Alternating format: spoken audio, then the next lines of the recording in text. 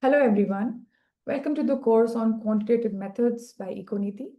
This course, as you know, is a core course in your seventh semester of your four-year undergraduate program in economics honors in the Delhi University.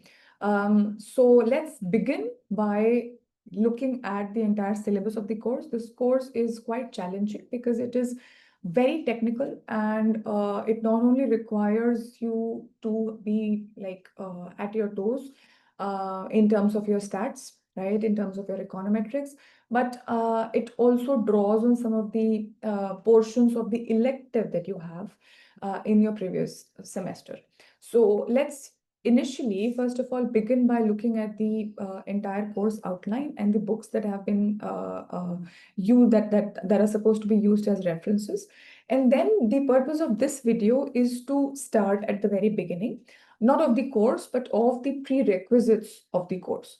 So what we will do is, since this course is something that will require you to be really clear about all your basics, we will actually start at the basic, all right? And what we'll do, we will start with the book that has been used as your reference in your undergraduate program, which is DeVore, and we will quickly cover the basics. All right, so I'll get to it in a minute. Let me just show you the course outline, all right, the entire syllabus. So as you all know, this is our website, and if you go to the Eco-Honors page, you have things sorted by semester, and this is where you can find the entire syllabus of this course. So this, as you can see, gives you over here the entire syllabus. So as you can see, this starts with methods of causal inference. Now, till whatever econometrics that you have done, causal inference, isolating causal inference was actually not focused till now. So till you do your Gujarati and Woolrich till chapter 9, what you notice is that usually certain assumptions are made about how sampling is done. And even though causality is not something that is directly targeted, but certain assumptions are made. Now, causality will be targeted directly. So this is quite an advanced method of analysis. And here you will first of all start with the difference between causality and correlation. And you will have all these different methods in which you will be able to isolate causality. So you have your potential outcomes framework, you have your RCTs, you have your IV, instrumental variables, RDD, difference in difference, matching methods, especially the propensity score matching, a few other controls, synthetic controls methods. And then you will also talk about case studies and applications. The books that have been recommended is, first of all, Langrishter and Fischke, which is Mastering Metrics, right? And then there's another book by Cunningham, all right? So Unit 1 is sort of the major portion of this course. Then in Unit 2, you have a rather sort of specialized portion, which does talk about panel data. So a lot of times methods of causal inference would like to use panel data, but they are unable to because panel data is something that is very difficult, very costly to collect. So in that case, the second unit deals specifically with regression with panel data and with binary dependent variables. So as we know that if your dependent variable is binary, you are somewhere dealing not with so you are sort of not satisfying the basic assumptions of your simple linear regression models, right? So then you need different models to deal with that. Then you have your pooled OLS versus panel data methods. Then you have your fixed versus random effects. For your binary dependent variable, you have linear probability model. What are the limitations? Other models like logit and probit, right? And then you have high dimension and high frequency data and its applications. This will be covered from Stock and Watson. Then in Unit 3, you have a specifically time series. This essentially time series is, as you know, the third kind of data is time series. And that does involve a lot of advanced understanding about how data is generated, right? So this is again a niche field, which your unit third will be talking about. So all these stationarity and unit roots and AR and moving average models, or these all these are basically your data generation or data generating processes, as we call, or time series processes as we call them. And then you have several models which basically will be used in time series data, because we do require certain other assumptions and understanding of the data to deal with time series, right? And finally, you have your unit 4, which is more of a practical sort of thing, talks about data collection, textual data, network data, and spatial data. Again, focusing on the collection part rather than the analysis part. And of course, then you have your practical and lab sessions. All right. So since, as you can already see, all this material is quite advanced. So before you get into it, let us just have a quick revision of things that are done. So I call this lecture Get Your Stats Straight. So for 2 lectures, we'll talk about your statistics, all the way starting from the very basic of mean, median, mode to all your random variables and distributions. And then we will get to econometrics. We'll dedicate 2 to 3 lectures covering the course on econometrics, starting from, again, the simple linear regression, then the multiple, and then talking about inference and hypothesis testing. Okay, so let's get started.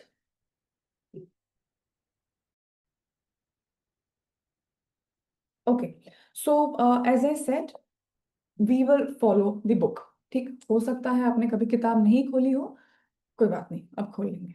जितना किताब से पढ़े जितना, like we are just getting into zone of shortcuts. Even Google searches have shortcuts now. We have AI summaries. Not the way that we're going to do. अच्छे से सीखना है, समझना है, you have to get back to the book. All right. So don't worry, I'm not going to, this is not a course where we will, read the book line by line. Not in the revision part, definitely. So what we are going to do is, ऐसी दिखती है आपकी किताब, ठीक, ये आपका, like this is your soft copy of the book, and we will go through today. So this is what your, let me just get to the content. Yeah. So your contents look like this. Today we will cover the first 3 chapters. All right. So we will cover the overview, right? We'll discuss basically overview, which introduces you to some of the basic concepts in statistics. Then we will do basics of probability. Sorry, I just meant we will do the first 2. All right. So we will do the overview and we will do probability. The next class of revision we will cover with the probability distributions, right? So your discrete, continuous, as well as joint. Yahan tak was there in your first semester. This is what we are going to target in the first 2 revision classes of Get Your Stats Straight. ठीक, उसके बाद हम बाकी आगे की चीजें tackle करेंगे. So let's get started. Let us get started with the overview. All right. So here we are.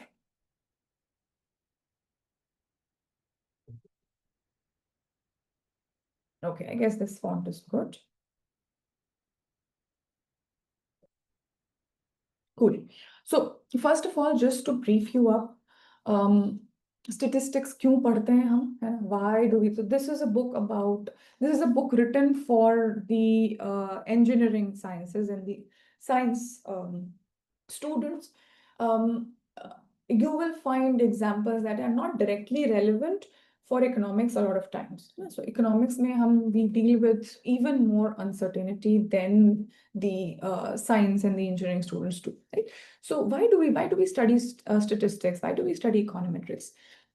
The idea is that, or the reason is that the world is uncertain, you know.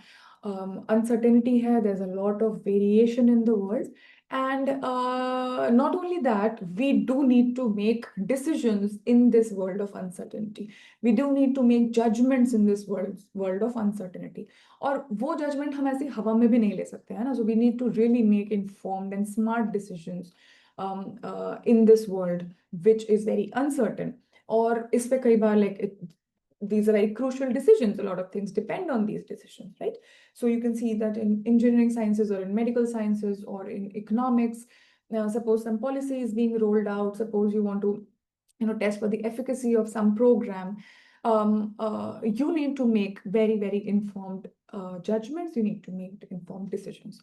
So in that scenario comes statistics. Statistics basically uses or transforms what seems like haphazard, uncertain, पता नहीं क्या होगा, क्या होगा, क्या होगा, नहीं होगा, in a very scientific way to things that are actually tractable. और उससे हम काफी हद तक we can make very very informed decisions. ठीक. सो अगर हम उसका सही तरीके से इस्तेमाल करें, if we actually understand कि कैसे चीजें वर्क करती हैं, कैसे एवरेजेस में चीजें बिहेव करती हैं, so then we will actually be able to take care of a lot of uncertainty that lies around us, right? So we need to understand how things work very well, right? So having said that, so what usually happens is, so let's look at the first section, right? So this is what we have. We have that this talks about population, samples, and processes. A lot of times what usually happens is you have a population. Usually stats में हम population कैसे define करते हैं? Look at it here. So an investigation will typically focus on a well-defined collection of objects, which we call the population, which we call the population of interest. Okay? मतलब अगर मान लो कि in economics you want to study that how the students at Delhi University, score, or whether probably you just want to have a very ambitious question कि भाई जो ये 3 साल से 4 साल का curriculum कर दिया गया है, does it actually benefit students, or are students happy about it, or are teachers happy about it? कुछ भी question ऐसा पूछना है. तो अगर ऐसा पूछना चाह रहे हैं कि भाई 4-year program में are DU students happy about it? So then your population is the entire set of Delhi University students, which consists of people, whoever is enrolled in the 4-year program. है ना? तो जो बच्चे जो हैं 3 साल करके निकल गए, वो हमारे पॉपुलेशन का हिस्सा नहीं है, और जो बच्चे अभी तक आए नहीं है, not even them, right? So we are so far talking about students who are already enrolled. So enrolled students जो भाई enrolled students जो DU में 1 to 4 year में just a sec. So DU students who are enrolled in either year of the 1 to 4 year program, right? A lot of times what we want to say is say something about the population. ठीक. लेकिन अभी दिक्कत क्या है? Population हमारे पास अगर इस case में ही सोचो, DU students कितने हैं? हजारों students हैं, right? You will usually not have information on all the DU students. If you do have information, then we say that this is a census, right? So when a desired, look at it over here. So when desired information is available for all objects in the population, objects मतलब population में जो भी entities हैं, इस case में students entities हैं. So जब ये information, you want information about their happiness with the 4-year program. Suppose just one thing you want to ask them, right? If you have this information about everyone, then it is called a census. ठीक. जैसे India में भी census करते हैं, तो census में क्या होता है? सबके बारे में, it has to enroll everyone, right? So then it is a census. But often अब सबसे पूछना, suppose just imagine that you are conducting this survey, तो सबसे पूछना कि भाई क्या खुश हो कि नहीं हो, it's such a costly and time taking exercise. ठीक. By the time तुम पूछना शुरू करो, क्या पता जब तक खत्म हुए कुछ बच्चे करके निकल लें.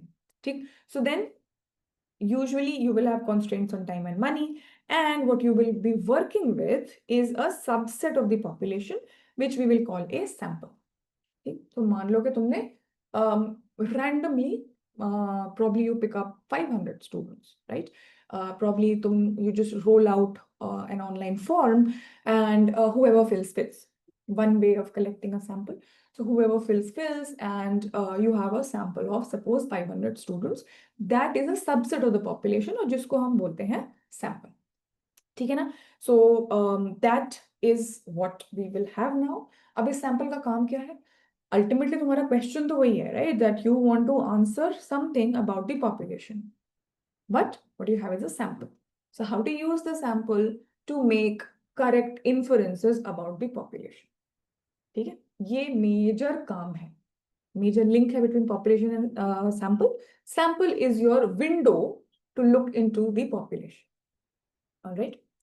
Now, with the population, what you have is you have what we call a variable.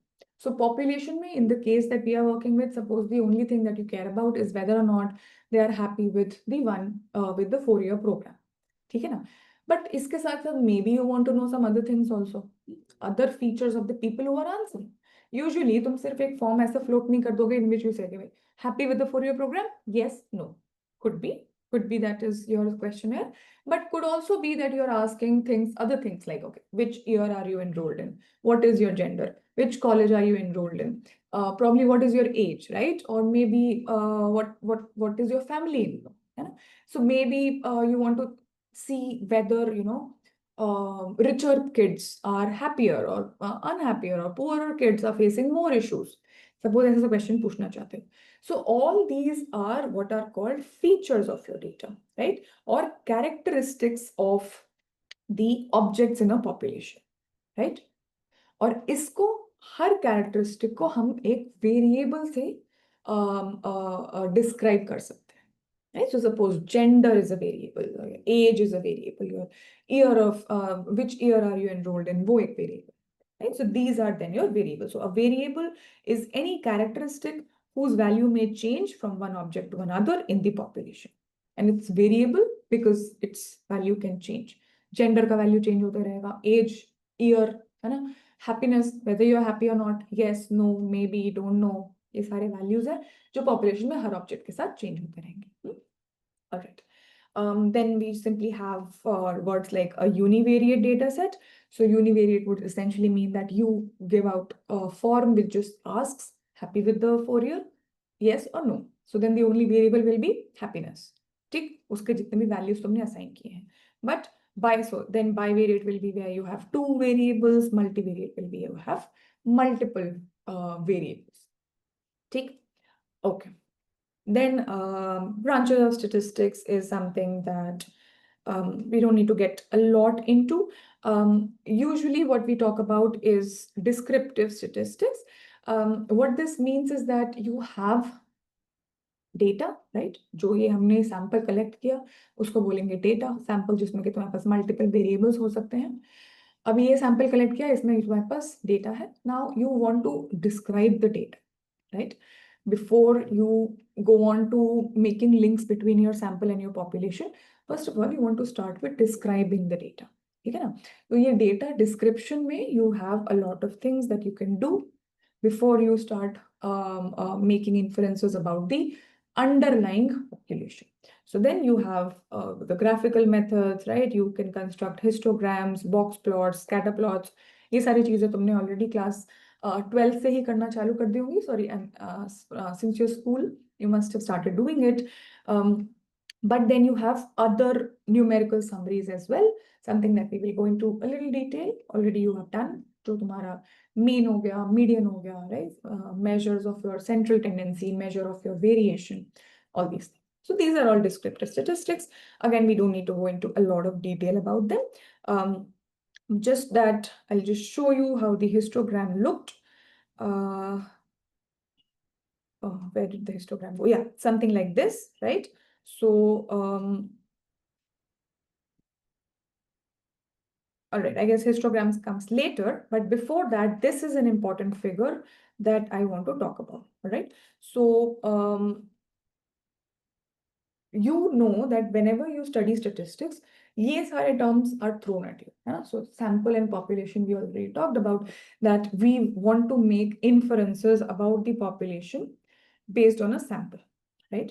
But then you also जैसे ही statistics की बातें आती है वैसे ही पहले तो probability से शुरू करते हैं. Probability हो गया, then we say कि अच्छा अब we will do some inferential analysis, we'll do some inferential statistics.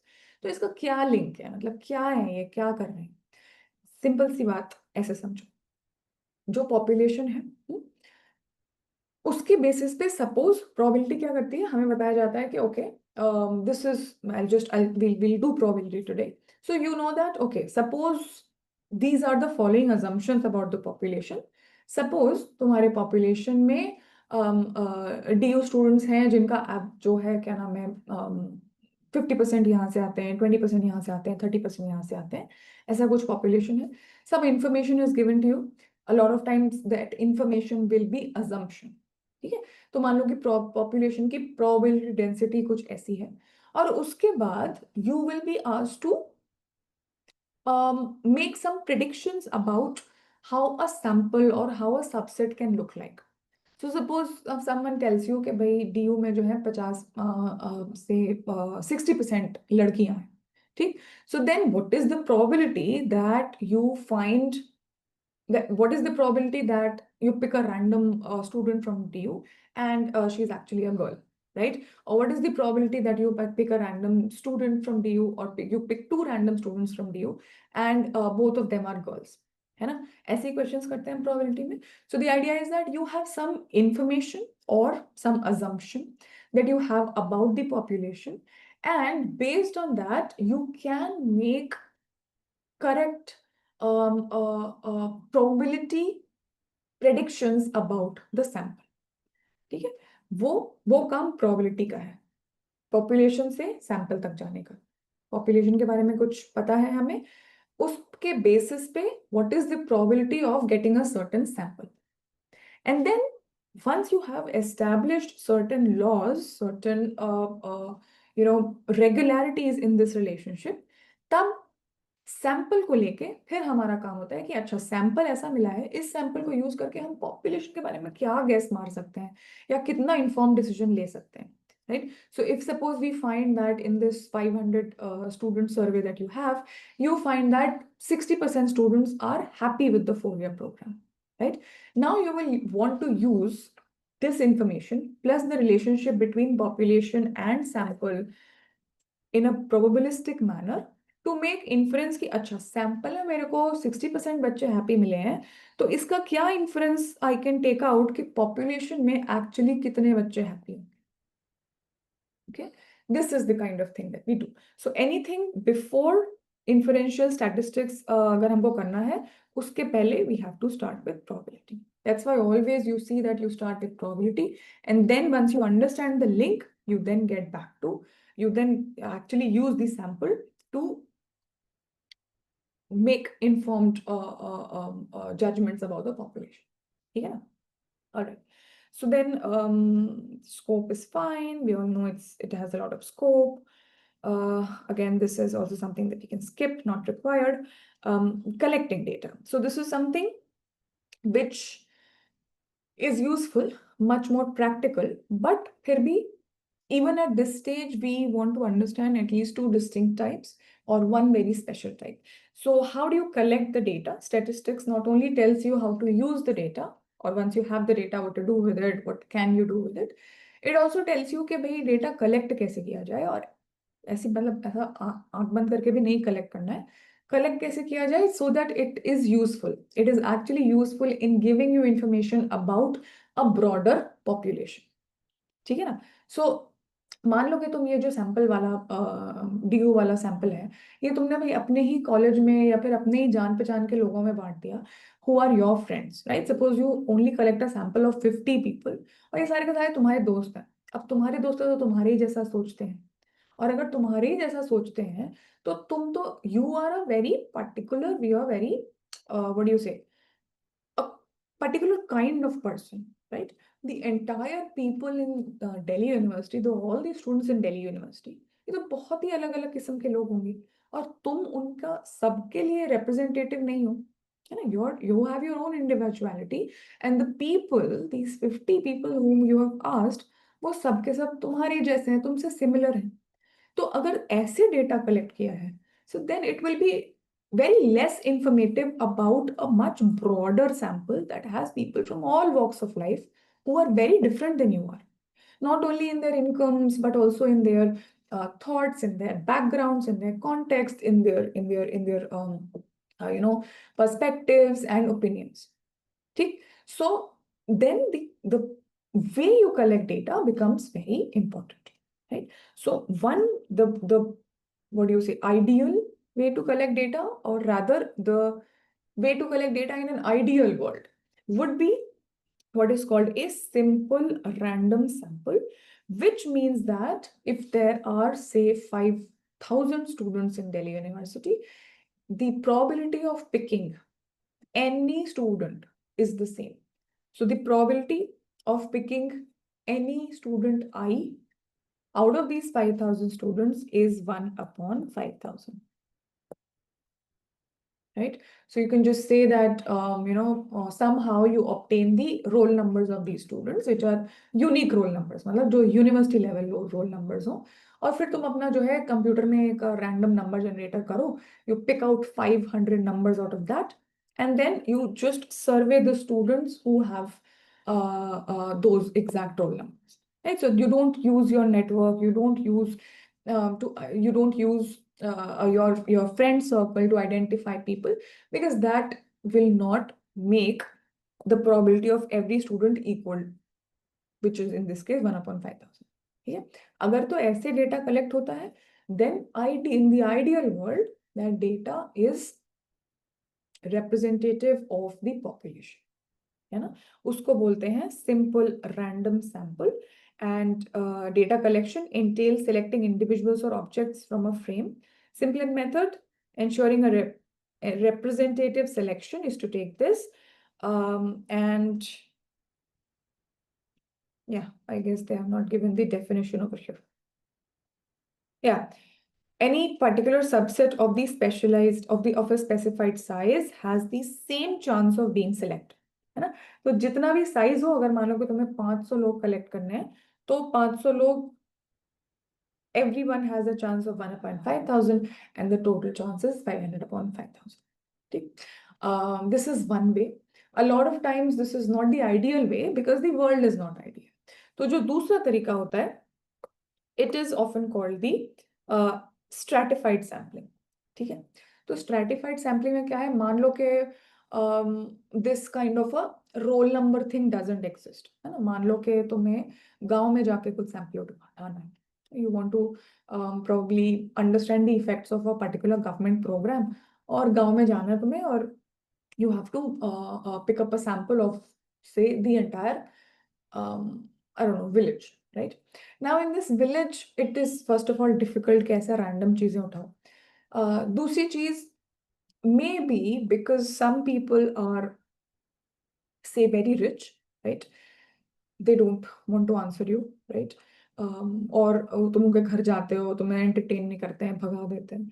And usually what will happen is that this kind of a survey will be very heavy or will be very biased towards poorer people, right? Suppose ऐसा भी हो कि इस गांव में you have a certain hamlet or a certain ghetto जहाँ पे all those so-called untouchable people, जो villagers का अभी भी belief है that these are the untouchable, these are the scheduled caste people, and somehow you're prevented from going to that area, or somehow you just missed that area. So if you do a random sampling, अगर ऐसे type का population है जहाँ पे हर किसी को reach करने का probability same नहीं है due to whatever reason, ठीक है ना, then many times you will want to go for a stratified sampling. So stratified sampling does what? It entails separating the population into non-overlapping groups. मतलब suppose तुमने या तो गांव को geographically divide कर दिया, या फिर तुमने ये different hamlets divide कर दिए, that maybe you will miss these people who live in ghettos, but then you will make sure you divide the village into this SC cluster and the non-SC cluster properly, ठीक? और तब तुम हर जगह से फिर एक रैंडम सैम्पलिंग करो, तो तब तुम मिस नहीं करोगे किसी को, और then you will have a representation of the entire population of the village. ठीक? So then you have you separate the population into disjoint groups, non-overlapping groups, and then you take a sample from each one, and that is what we will call the stratified sampling. इसमें this would result in information on all three models हमारे case में in both the groups, and ensured that no one model was over or underrepresented in the entire sample. ठीक? The third kind is a convenience sample, something that I told you. अगर तुम अपने दोस्तों को के साथ जाके ये फॉर्म सर्कुलेट कर देते हो, that is a convenient sample. This will usually have selecting individuals without any systematic randomization. A lot of times that may be the only way to do things. मान लो कि इंटरनेट के जमाने के पहले कैसे करोगे? How do you circulate forms? Right? One way is that okay, flyer लगा दो या हर कॉलेज में जाके तुम पोस्टर लगाओ, हर क्लास में जाके ऐसे करो, but very difficult to randomize, right? But you still need some information, so then probably you just ask your friend to circulate this particular form that is in paper form, hard copy है उसकी, और तुम बोलो कि please please please अपने भी circle में circulate करो. तो इसको एक स्नोबॉल सैंपल भी बोलते हैं, जो कि एक स्नोबॉल की तरह बड़ा होता जाता है. And this comes under the category of convenience sampling. Convenience के हिसाब से हो जाए, sample size मिल जाए, but हाँ, इसमें you will not find a very random sample. You will not find good representation of all parts of the population. So best of course यही है, but in the ideal world, best ये है random sampling. Non ideal world में this is what most surveys will do. जैसे तुम्हारा NSS हो गया, your employment unemployment सर्वे हो गया, कुछ भी सर्वे एनएसएस करता है that it uses a stratified sampling. Your IHDS, your NFHS, सारे के सारे स्ट्रैटिफाइड सैम्पलिंग यूज करते हैं, ठीक है ना. लेकिन हमारा जो एनालिसिस होगा for simplification, we always assume that we have a random sample, ठीक है. तो something that we will come to later. All right, then this is again done, and yeah. So now these are the various methods in which you can depict your data. Not going into detail with this because again, a lot of school level plus first level exercises. अब तुम बड़े हो गए हो सबके साथ. Just dot plots हो गया. Histograms is something that is still very useful, but now you are way past the stage जहाँ पे तुम्हें खुद histogram बनाना पड़े. You are into the stage where you will probably be analyzing histograms, right? So this is what a histogram would look like, and the finer that you make these divisions, right? These classes of your data, the smoother the histogram will occur. और smooth करने के बाद कई बार histogram जो है वो ऐसा दिखने वाला है, right? So if you smooth it out, if you smooth this one out, this is what you will get.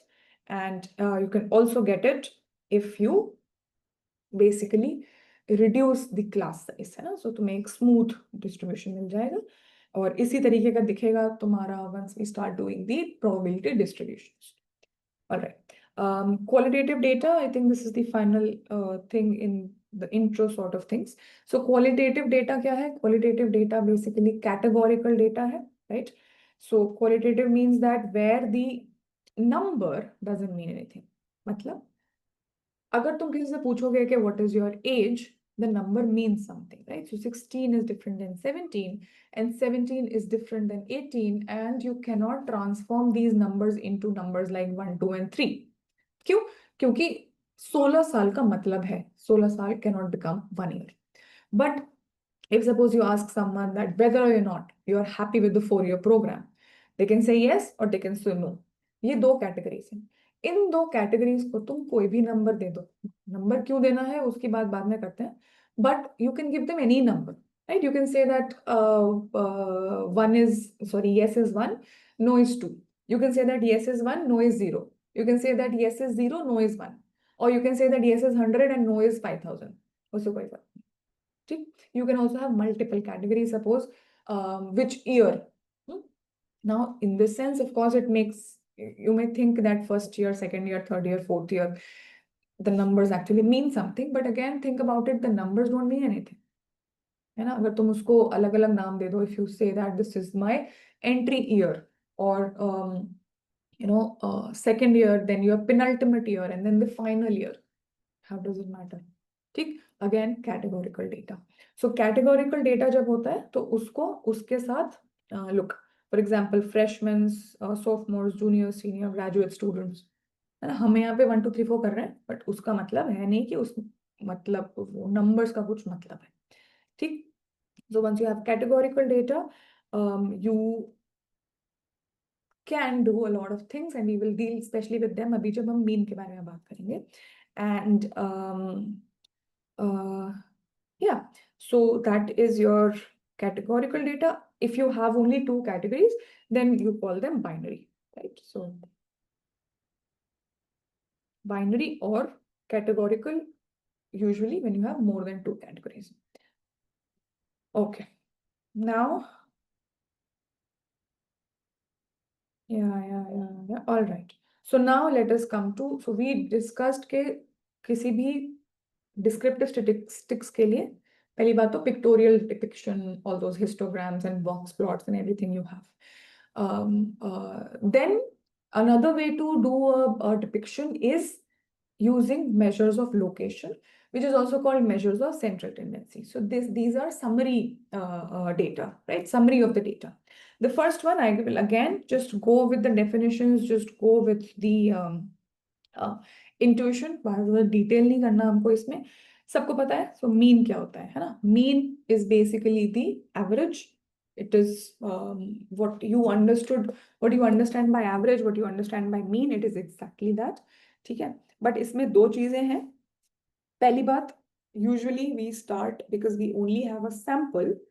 Mostly we talk about of what is a sample mean. Sample mean is just the average of the sample. Sample में जो भी values हैं, suppose age हो गया, age average age क्या है तुम्हारे sample में, you know what the mean is, right? So you just sum it up and you divide by the total sample size, ठीक। Sample size is the number of people or a number of observations that you have in the sample.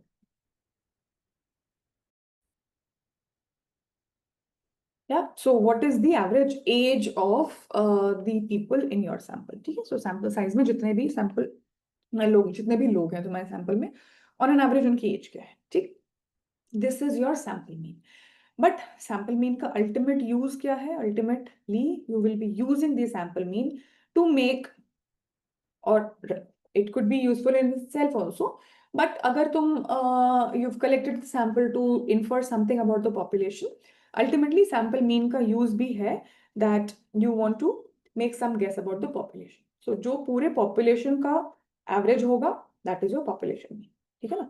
So if you can think about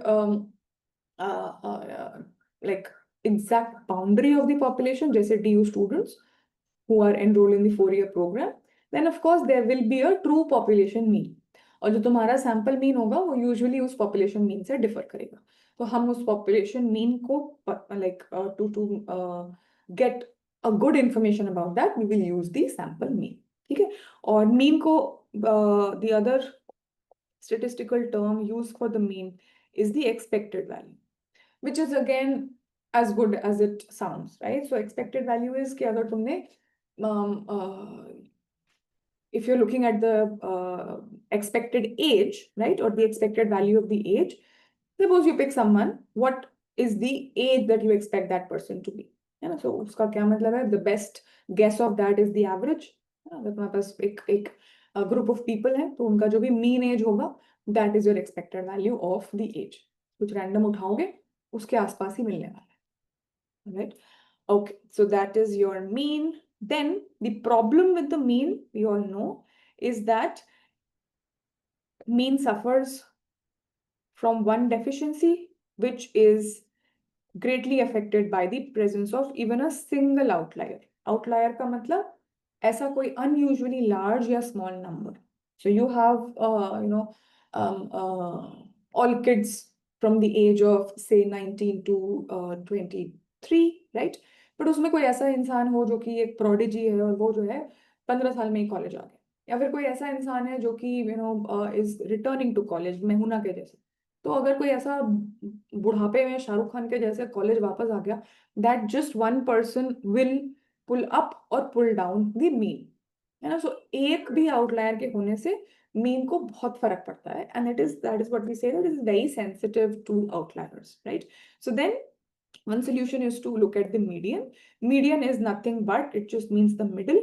So you arrange your sample from smallest to largest, और इस case में जो भी value बीच में मिल जाए वो median है, ठीक है ना। तो अगर तो ऑड नंबर वैल्यूज हैं तो क्या नाम है, ये वाले में मिल जाएगा। अगर इवन है, so then you have whatever are the two central values, unka average. So this is something that you have already done in a lot of detail. Your median is not sensitive to outliers, and just like that, that is the sample median, and you will obviously also have a population median. ठीक, इसके अलावा you have other measures of location. So if this is your data, suppose ranging from 0 to 100, your median will divide the data into two exact half. But half के जगह तुम और भी numbers में divide कर सकते हो। Probably you want to divide it into 1 2 3 4 parts, so then each of these are called quartiles, right? This is first quartile, second quartile, third quartile, fourth quartile. You can also divide it into deciles, 10 parts में, where you have 10% of data in every decile, ठीक। and then percentile मतलब 1% of data in every decile, every percentile. Cool. Okay. Yeah. Finally, जो ये categorical data और sample proportions है, suppose तुम्हारे पास data है like the yes or no for your happy or not question, ठीक? So then, what happens when you take a mean of that data, right? When you take a mean of that data, the way to do it is that suppose you assign, you have yes and no, ये दो categories हैं. Every time someone says yes, you give them 1, and every time someone says no, it says that it is 0. Okay? So then what will happen is, in this case, if you take a mean, so ये mean कुछ ऐसा दिखेगा. You have n values, suppose 4 of them said yes, 4 of them said no. ठीक? Mean कैसे निकालोगे? 1 plus 1 plus 1 plus 1 plus 0 plus 0 plus 0 plus 0 divided by 8. Right? So you will have 4 by 8. And this is what? Half, which is 0.5. अब ये जो mean है, ये mean actually क्या है? This mean is actually the frequency of people saying yes. 50% क्या है? अगर 4 लोगों ने हाँ कहा, 4 लोगों ने ना कहा, तो 50% is the frequency of people saying yes, right? So the mean of a binary or a cat, in this case, suppose binary लेते हैं, mean of a binary data is actually the frequency of whatever answer, whatever category you assign the value 1. इसको और generalize भी कर सकते हैं. Suppose you have 4 categories, right? First year, second year, third year and fourth year.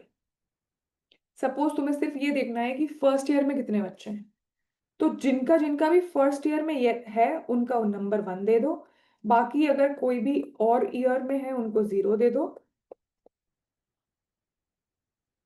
right? And then what you do is when you sum it up and you divide by the total number of people in your sample, you will get what? Again, you will get the frequency or the proportion of students who are in the first year. क्योंकि तुमने first year वालों को 1 value दी, जब second year वालों को 1 value दे दोगे तो सेकंड ईयर का प्रोपोर्शन मिल जाएगा, ठीक है ना। सो कैटेगोरिकल डेटा में, बाइनरी डेटा में, ये फिर से तुमने कैटेगोरिकल डेटा को बाइनरी डेटा बना दिया। तो इसमें when you actually take a mean, it gives you the proportion of whichever category you have assigned the value 1, right? Alright, so yeah, so that is about the mean. Now what about variance? Variance क्या होता है? पहली बात, just you can think of it as, you know, ये वाला graph देख सकते हैं. Mean suppose सबका same है, but variance हमको पता है is how the data is spread about the mean. So in the first there is a lot of spread. In the second कुछ बहुत ज़्यादा बाहर है, but most of the data is close, right? And in the third one you have data that is much closer, है ना, इतना बाहर कोई भी नहीं है. All these three data, all these three samples have the same mean, लेकिन इनका variance अलग है, ठीक है. So variance का simplest measure is what we call the range. Range is nothing but the difference between the largest and the smallest sample values. और this is a very crude measure as you know, है ना, इसका कोई ज्यादा फायदा नहीं होता है. Ultimately, what we are interested in, so our primary measures of variability will involve deviations from the mean. क्योंकि अल्टीमेटली हमको ये देखना है कि मीन के अराउंड कितना स्प्रेड है ना. मीन एक सेंटर ऑफ ग्रेविटी जैसा है, और वेरिएंस क्या है कि वो कितना हिल रहा है उसके अराउंड. ठीक. सो if we want to make good predictions about the population, then if suppose a data has very less variance around the mean, then we have more confidence.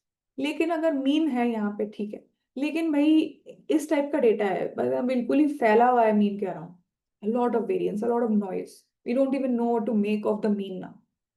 ठीक. So then we want to basically look at deviations from the mean, right? Now you must have done this proof. If you just sum the deviation, तुम्हें क्या देखना है कि कितना deviation है mean के around, and one way to do is to just sum it up, है ना. इस वाले में इतना है, इस वाले में इतना है, इस वाले से इतना है, सबको जोड़ दो, एक टोटल डेविएशन मिल जाएगा. But you have already seen that the sum of the deviations is always identically equal to 0. ठीक है, ये बाय द डेफिनेशन और by the very formula of mean तुम्हें मिल जाएगा. You can just see the proof over here. ठीक है ना. तो अब क्या करना चाहिए, बेसिकली जो पॉजिटिव डेविएशंस है वो नेगेटिव को कैंसिल कर देते हैं. तो नेगेटिव को पॉजिटिव कैसे बनाया जाए, स्क्वायर कर दो. ठीक है, मॉड भी ले सकते हो, बट मॉड की अपनी प्रॉब्लम्स है, डिफरेंशियल कैलकुलस वहां पे काम नहीं करता है, तो हम स्क्वायर करने में यकीन करते हैं. So when we square it we get what is the variance. Again, distinction between sample and population. Since we work with the sample, we will get the sample variance, जिसका फॉर्मूला ये है. So you have the deviation from the mean, right? You square it and then you sum it up, right? And then you divide it by n minus 1, where n is the size of your sample. ठीक है, n minus 1 क्यों करते हैं? I'll just come to it in a bit. So you divide it by n, which sort of gives you the average deviation around the sample mean. So n से divide करने मतलब, अच्छा, let me come to that. So this will sort of, the idea is, what you're trying to capture is what is the average of the deviation around the mean, है ना. ये तुमने जब deviation around the mean को sum कर दिया, फिर उसको n minus 1 से divide कर दिया, तो एक किस्म का average मिल गया तुम्हें. ठीक, that is your variance. And because variance usually squares things, तो जो भी unit measure हो रहा है वो unit भी square हो जाएगा. To take care of that, you take the square root, which is called the standard deviation. ठीक. All right. Now, why do we have this n minus 1 and link to the population variance? As we know, जैसे population mean का था, वैसे ही population variance भी है. There is some true variability that exists in the population, right? There is some true variability in, suppose, the age that exists in the entire DU student population. But तुम्हारे sample में कुछ particular age का mean और variance मिला है, वो sample mean और sample variance. अब पॉपुलेशन वेरिएंस जो है, that is defined like this, right. So it is denoted by sigma square, and this is essentially just the average, है ना. तो अगर तुम्हारे पॉपुलेशन का पूरा साइज n है, right, then what you have is that deviations around the mean, squared deviations around the mean, sum them up and take the average. तो population variance actually ऐसे ही डिफाइन होता है. अब पॉपुलेशन से sample में क्या फर्क है? Usually what you will have is that you have the population variance around the population mean. Look at it. Population mean के अराउंड वेरिएंस देख रहे हो, है ना. Make sense. पॉपुलेशन देख रहे हो तो पॉपुलेशन के ही सारे क्वांटिटीज देखोगे, बट तुम्हारे पास ना पॉपुलेशन मीन है ना तुम्हारे पास पॉपुलेशन वेरिएंस है. तुम्हें काम चलाना है सैंपल मीन से, ठीक है ना. लेकिन अब सैंपल का दिक्कत ये है दैट जो सैंपल के एक्सेस होते हैं ना, they tend to be closer to their average than the population average, and which make sense. तुमने सैंपल एवरेज सैंपल पर ही कंडीशनल बनाया है, तो ऑब्वियसली जो भी तुम्हारे पास वैल्यूज है वो उस सैंपल के अराउंड क्लस्टर्ड होंगे. Now depending on how you have sample, suppose तुम्हारा सैंपल घटिया है, तो तुम्हारा हो सकता है कि पॉपुलेशन मीन कहीं दूर दराज में हो, राइट. और दूर दराज में ना भी हो, even if your sample is good, it is more likely that your actual sample values will be closer to the population mean than to the actual mean. Sorry, they will be closer to the sample mean than to the population mean. है ना? क्योंकि population mean का हमको idea नहीं है और sampling में कुछ ना कुछ गलती हमेशा हो सकती है, right? So then what happens is, if you use this spread, जो तुम्हारा spread around the sample mean है, अगर तुम सिर्फ इसको directly use करोगे और average कर दोगे, you will actually underestimate the true variance. क्योंकि true population में तो spread ज्यादा है, लेकिन तुम्हें जो sample मिला है उसका spread कम है by your design. तो उसको to take care of that, what we do is to compensate for this, the divisor n-1 is used rather than n. है ना, तुमने डिनोमिनेटर कम कर दिया, तो when you have a lower denominator you have a larger value of the ratio. ठीक, तो ताकि तुम अंडर एस्टिमेट ना करो, there is a larger, there's more variance in the population than you can see in your sample. ठीक, उसका to basically compensate for that, you will try to reduce the denominator so that you do not like underestimate the actual population variance. If, in other words, if we use a divisor n in the sample variance, resulting quantity would tend to underestimate sigma square, which is the true population variance. Okay? All right. And dividing by the slightly smaller n-1 corrects this underestimating. Now, this n-1 is referred to as degrees of freedom. This is something that you will come back to again and again. One way to think about degrees of freedom is like this, right? So degrees of freedom is essentially what you need to correct your sample variance by, because your sample tends to be more close-knit than your entire population. Okay? Or why we use this terminology is because, look at this. So this terminology reflects the fact that although S square is based on the n quantities, क्योंकि तुम्हारा sample size जो है वो small n है, तो भी 50 बच्चे तुमने उठाए हैं, ये जो values है ना, ultimately तुम इनका average देखने की कोशिश कर रहे हो, the average of the squared deviations. तो इसमें जो है, ये जो individual values है, if you do not square them, then they sum to 0, right? So if we specify, मान लो के you have 50 observations, right? Then you will have 50 deviations from the mean. लेकिन ये सारे के सारे तो इनका सम पूरा फिक्स है, वो सम हमेशा ही 0 होगा. तो अगर तुम 49 स्पेसिफाई कर दोगे तो 50th वाला तो अपने आप ही स्पेसिफाई हो जाएगा. If you know 49 numbers and you know what their sum is, you already know the 50th number, right? So 50th number is the sum minus the sum of the 49 numbers. तो ultimately तुम्हारे पास सिर्फ 49 values हैं that you can choose freely. All right. So specifying the values of any n-1 of the quantities determines the remaining value. ठीक? This is an example. So what you can say is that only 3 out of 4 values are freely determined. So you will have 3 degrees of freedom. जब तुम sample variance निकाल रहे हो, your degrees of freedom reduced by 1 because these things जिनका तुम actually average निकालना चाह रहे हो, they sum to 0. So their sum is fixed, right? And once that is fixed, only n-1 are free to vary. Okay? So that is your degrees of freedom. This we'll talk more about it when we actually come to inference. All right? Okay. Okay, computing formula is fine. Something that you don't have to worry too much about now. Box plots, blah, blah, blah. All right. So I guess that is your chapter 1. Great. So now let us move to probability. Again, we will do things quickly and only revise. Probability is a topic that is, of course, very, very detailed and rigorous.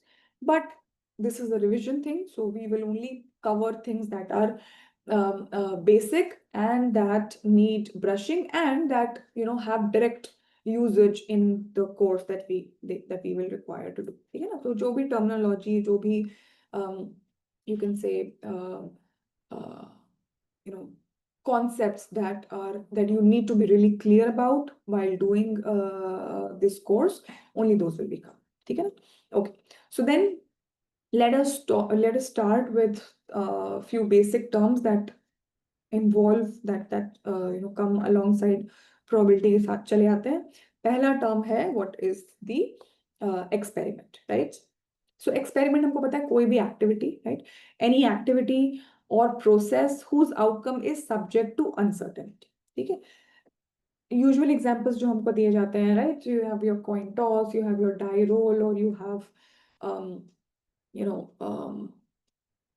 what else? Suppose तुम्हारे पास कोई box है, उसमें तुम्हें पता है कि भाई इतनी इतनी ये चीजें हैं. This is the number of this, say, pebbles. This is the number of red pebbles, number of black pebbles, and you have to pick a pebble. So picking a pebble is essentially an experiment. Now, where the outcome is subject to uncertainty, यहाँ पे uncertainty इस चीज की है, so you clearly know what possible outcomes can be, है ना? So suppose if you are saying that, okay, let me toss a coin, you clearly know that there are only two possible outcomes, heads or tails. There is no uncertainty about that. The uncertainty is what the exact outcome in any particular round of the experiment will be. ठीक? So exact outcomes are exactly known. Die roll करोगे, पता है 1 से 6 के बीच में ही number आएगा, but कौन सा आएगा वो अनसर्टेनिटी है ना? You roll your say you toss 2 coins, फिर तो ये पता है 4 किस्म के आउटपुट आ सकते हैं, 4 किस्म के आउटकम्स आ सकते हैं, heads heads, heads tails, tails heads, tails tails, but which one? That is what the uncertainty is about. All right. Then so this is the experiment, what you are doing. कोई भी activity या process, उसका जो all possible outcomes हैं, जैसे यो heads heads, tails tails, heads tails, heads heads, ये है what we call the sample space, right? If you have just one coin, then you know that the sample space is heads and tails. If you have the die, you know that the sample space is any number, any integer between 1 to 6. ठीक है? अगर तुम ये suppose this you're asking someone that whether or not you're happy about the NEP, right, 4-year program, then the possible outcomes are yes or no. And मान लो कि तुमने, yeah, suppose yes, no, or maybe. So you've already told them that you have 3 options. You choose yes, no, or maybe. ठीक? Then you know exactly कि कोई भी सामने वाला इन तीनों में से ही चुनने वाला है. But what you don't know is कि वो क्या चुनने वाले हैं. That is the experiment. That is the uncertainty. The sample space is yes, no, or maybe. ठीक? So the sample space is the set of all possible outcomes of that experiment. Then what else? Event. Event is a subset. ठीक? So an event is any collection or rather a subset of outcomes contained in the sample space, right? Again, event could be that what the outcome equal to say yes, है ना? ये एक event है, और तब हम पूछते हैं कि इस इवेंट की प्रोबेबिलिटी क्या है ना? Event is both the coins showing up heads, वो एक event. Okay, then yeah, all right. Then these are just some relations in set theory which you should absolutely be clear by now. But क्योंकि इसमें है तो let's just do a cursory reading. You know what the complement of any event is, right? Complement is denoted by A prime, set of all outcomes in S that are not contained in A. So if your A is heads on both the coins, A complement is all the other 3 possibilities. ठीक? Union of 2 sets, again, you know, all the outcomes, all the event that contains all the outcomes that are either in A or in B or in both. And the intersection is basically denoted like this, which is that any outcome that is there in both. So probably if you're saying that heads on the first toss, heads on the first tail, so first coin, then that would mean that this is an intersection of HH and HT वाला outcome, है ना? Okay.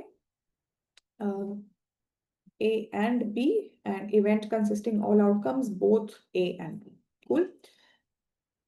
Okay, and this is the null set, null event या null set, or this is where nothing, it doesn't contain any event. उसमें कोई भी जो भी sample space में कोई भी outcome है, वो कोई भी outcome इस null set में नहीं है, ये एक खाली set, ठीक है ना? So A intersection B is equal to null if you have A and B which are mutually exclusive or disjoint. Okay, all right. Some things that you've already done. These are Venn diagrams. Again, you should be very, very familiar with it. Not need to spend a lot of time with this. Now let us discuss the definition of probability, the most general definition of probability. The axioms, मतलब axioms बोले तो कुछ basic properties और assumptions जो कोई भी probability function satisfy करना चाहिए, and how do you interpret probability, right? So this is the definition. So this is what you have. So you have an experiment and a sample space. Given an experiment and a sample space, the objective of probability, or you can say that a probability is a function, right? Or a probability is a function that assigns each event in A, right? Each event जो भी तुम्हारा sample space में हर event को एक number assign करता है, which is called the probability of the event, and which will give the precise measure of the chance that A will occur. All right. So suppose you have the sample space which has H, T, TH, and HH. You assign it to a number. मतलब ये जो probability है ये function है जिसका ये is the argument. It takes us as the argument the events in your sample space, and it throws out a number that essentially is reflective or is the exact measure of the chance that this event will occur, है ना? तो हमको पता है कि 1/4 है, 1/4 है, 1/4 है, all of them are 1/4. So this probability function will assign 1/4 number to every outcome in this sample space, है ना? और अगर तुमने दो इवेंट्स को कंबाइन कर दिया तो उस हिसाब से द प्रोबेबिलिटी विल चेंज. ठीक. Now there are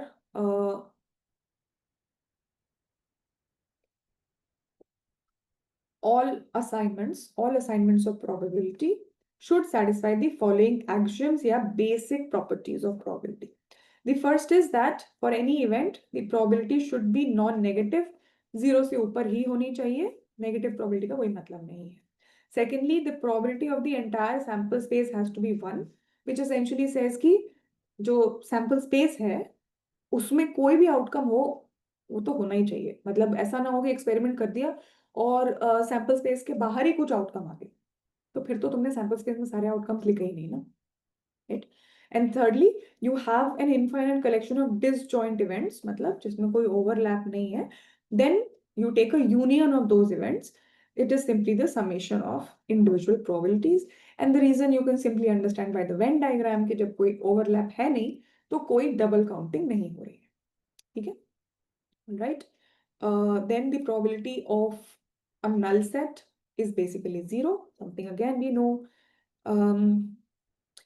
Finally, let's understand what probability ka interpretation is. So the objective interpretation of probability is what is called the relative frequency interpretation. तो तुम सोचो कि हम जब कहते हैं कि एक कॉइन को टॉस करेंगे and the probability of getting heads is 50%, right? Or it is half. What does this half mean? It half basically means कि अगर तुम ये एक्सपेरिमेंट को इनफाइनाइट टाइम्स रिपीट करोगे, है ना, किसी एक टाइम में तो या तो it will be a heads और it will not be a heads, right? Either it will be, suppose you assign heads the number 1, अगर हेड आया तो मेरा नंबर है 1, अगर टेल्स आया तो मेरा नंबर है 0। हर बार इस एक्सपेरिमेंट का आउटकम या तो 1 होगा या तो 0 होगा, कभी भी 0.5 तो नहीं होगा ना, ठीक। बट 0.5 का क्या मतलब है कि अगर तुम इसको एक्सपेरिमेंट को मल्टीपल टाइम्स बार बार बार बार बार बार बार बार करते जाओगे, right, sometimes will get 1, sometimes will get 0, sometimes will get 1, sometimes will get 0, on an average you will get 0.5, which means हमने क्या कहा था, average क्या है, if you have a binary or a categorical variable, then the average is nothing but the average is basically reflecting कि उसका frequency कितना आया करे इसका, है ना। average number of people saying yes was 50% in our case, which meant that 8 में से 4 लोगों ने yes कहा, it is the same thing over here. Okay, so when you have an average, which essentially means the probability of getting a number equal to 1, जिसको भी तुमने 1 assign किया, अगर heads को 1 assign किया है, then 0.5 means that if you keep on doing this experiment multiple times, 50% of the times you will get heads, which means that there's a 50% probability of getting heads. Alright, so you assign a probability of 0.5 to the coin turning up heads, अगर वो fair coin है तो, ठीक है ना। इसको बोलते हैं the relative frequency interpretation, ठीक है। Alright, a couple more probability properties is that if you have A and A complement, their probability will sum up to 1, of course, because all the events in the sample space are covered, and the probability has to be less than equal to 1, क्योंकि हमने ultimately 1 को ये कहा है कि वो मतलब it is the entire possibility. Means you can say that probability, if you're looking at it in percent, then this has to be less than equal to 100%. Okay. Then determining probability systematically, this is a topic जिसको कि school में you must have done in a lot of detail, not going into it, right? So there are various ways to do it. The simplest case is where you have equally likely outcomes. So the probability of any event is just 1 upon the total number of outcomes in the sample space. But then you have more complex ways of doing things. So then you have different counting techniques, right? So first of all, it was the product rule for ordered pairs, and then you had your permutations and combinations. So these are different ordered pairs. If it's an ordered subset, it's called a permutation, but if the order doesn't matter, it's called a combination. And it's a whole course in itself. We don't need to get into it. Just the understanding helps that all of these are coming from the frequentist interpretation of probability. All right. Now let us get to conditional probability. This is something that is important for advanced studies. Conditional probability का हमें मतलब हमको पता है, जो भी probability है, अगर suppose you have there's some probability of event A from your sample space, but within that sample space, suppose now you have an updated information कि कोई B event already occur हो चुका है, right? So suppose in your coin toss example, the simplest example that we can do, you're already told that 2 coins are being tossed and these are the possible outcomes, and you're already told that the first coin shows a tails. So then already तुम्हारा ये दोनों outcomes cancel हो गए. And then your probability, suppose the probability, what is the probability of getting a heads in the second toss or getting a heads on the second coin, right? And then I tell you what is the suppose what is the probability of getting a heads on the second toss, right? But then I will give you additional information कि first वाले का already एक tails आ चुका है, ठीक है। तो तब तुम्हारा प्रोबेबिलिटी कैसे चेंज होता है, हो सकता है चेंज हो सकता है चेंज ना, ठीक है। इस केस में एक्चुअली चेंज नहीं होगा, but the point is that if your probability और rather if you have prior information about some event in the sample space already occurring, and then using this information, how does the probability change of the event that you were looking at earlier, that is called conditional probability, ठीक है। So you have, subsequent to the initial assignment, partial information relevant to the outcome of the experiment may become available. ठीक है ना? And such information may cause us to revise some of our probability assignments. और इस case में, this is how the notation we will use: probability of A given B, probability of event A given that event B has already occurred. This we will call the conditional probability of A given that B has occurred. B will be the conditioning event. ठीक? This is your conditional probability, and this is your formula for that. Okay. Probability of A intersection B divided by the probability of B. क्योंकि अब हमारा base change हो गया है. अब instead of looking at this entire set of 4 outcomes, we have changed the base, and this is the new sample space that we have where B has already occurred. So that is why you basically renormalize the probability. This is your conditional probability. Now, this is the multiplication rule. One important thing in conditional probability is the Bayes theorem. So basically, you are talking about that if you know probability of A given B, how do you get to probability of B given A, but you have multiple events, right? So for that, first of all, we need to understand what is the law of total probability, which is this. So you have, suppose, K mutually exclusive and exhaustive events. So mutually exclusive, we understand there is no overlap, है ना? And exhaustive मतलब एक बारी तुमने सारे events cover कर लिया, तुम्हारा पूरा sample space cover हो गया, ठीक है? So look at this figure. This is something that you can do. Suppose ये जो bracket है, sorry, ये जो rectangle है, this is your entire sample space. And what you did was you divided the sample space into mutually exclusive events A1, A2, A3 and A4, which are also exhaustive क्योंकि the entire sample space is covered. ठीक है ना? उसके बाद for any other event B, अभी तुमने ये चादर को ये 4 हिस्से में डिवाइड कर दिया. अब तुमने एक नया यहाँ पे सर्कल बनाया and you say that this is my event B. तो event B का probability क्या है? Event B का probability ऐसे तो हमको पता ही है कि the area of this circle, right, divided by the total area of the sample space. Lekin the area of this circle can now be divided into these 4, or the parts that fall into these 4 categories, right? तो ये वाला area, ये वाला area, ये वाला area and ये वाला area, है ना? इन सारों को sum कर दोगे, this is your law of total probability. And this is nothing but the probability of B given that A1 has occurred, the probability of B given that A3 has occurred, plus B given that A2 has occurred, probability of B given that A4 has occurred.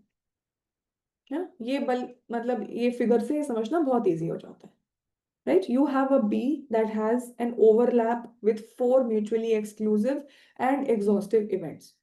तो तुम B के probability को ये 4 में divide कर सकते हो और फिर उनको सम कर दो. सम इसलिए कर सकते हो क्योंकि ये म्यूचुअली एक्सक्लूसिव है, कोई ओवरलैप नहीं है, तो कोई डबल काउंटिंग नहीं है. This is what your law of total probability is saying. Probability of B, the total probability of B is a sum of conditional probabilities, right? Conditional on A1, conditional on A2, A3 and A4 times, of course, the probability कि A1 actually occur होता है, right? This is your law of total probability. And based on this, you can have the Bayes theorem that if, suppose, again, you have A1, A2, AK is the collection of K mutually exclusive and exhaustive events, right? And you have their prior probabilities. तुम्हें पता है कि individually उनके अगर होने की probability कितनी है ना? Then, if you have any other event B and you probability of B is greater than 0, मतलब it's not a null event, then the posterior probability of A given B, मतलब यहाँ पे हम उल्टा कर दे रहे है ना? हमको पता है हर की इंडिविजुअल प्रोबेबिलिटी, हमको ये भी पता होगा कि what is the probability of B given A, right? Then we ask the kind of question कि अच्छा, अब B अगर अकर हो गया है तो एक पर्टिकुलर ए के की प्रोबेबिलिटी कितनी है? These are the kinds of questions that you must have already done in school. Usually this is the example that is done. So you know that 1 in 1,000 adults is afflicted with a rare disease, right? And a test has been developed. Now you know that if there is a disease, if the disease is positive, this is the probability of the test giving positive. ठीक है? अब इसका उल्टा पूछेंगे कि मान लो कि तुमने ऑब्जर्व किया कि टेस्ट पॉजिटिव है और टेस्ट 100% सच भी नहीं है ना? अगर डिजीज अगर एक्चुअल में डिजीज होता है तो suppose test gives a correct result, test gives a positive result, suppose 90% of the time, ठीक है? So now what you actually observe is a positive test result. तो उस पॉजिटिव टेस्ट रिजल्ट का मतलब 100% तो ये नहीं है कि डिजीज है. तो क्या प्रोबेबिलिटी है? This is the kind of question कि ये बेस थ्योरम में उल्टा सवाल पूछता है कि तुम्हें एक डायरेक्ट प्रोबेबिलिटी तो पता है, but if you inverse the conditionality then how do you get the probability? Alright, this is just a direct application of your law of total probability. उसको ही रीअरेंज करके ये मिल जाता है. Alright, the final thing is independence, right? So we said that when you get the new information, the probability of A may change, which means that probability of A may not change also.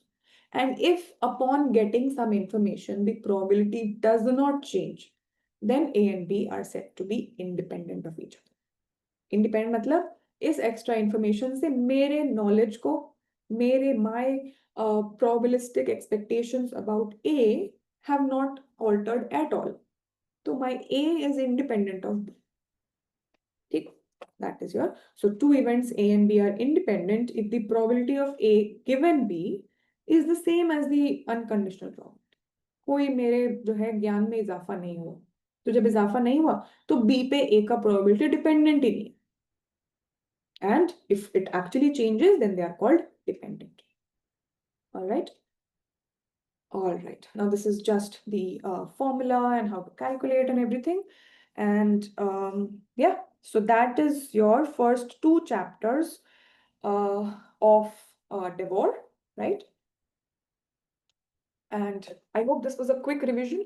I will also provide you a link below this video. I'll put up a link which will take you to much more detailed topics, detailed discussions, detailed lectures on these topics. If you face any confusion, or if anyone you know faces that confusion, you can always refer them to those lectures. The purpose of this was to freshen you up and to awake you कि भाई याद कर लो ये सारी चीजें थी, basic से हमने रिवाइज कर लिया है. Purpose was not to actually teach you, but to just revise and intuitively tell you a few things which will be relevant for this course. All right, so I will see you in the next class where we will start with and we will basically deal with random variables and probability distributions, which is your second year. All right, so we will finish with that. Okay, I hope you found this useful, and I will see you in the next Straighten Your Stats lecture.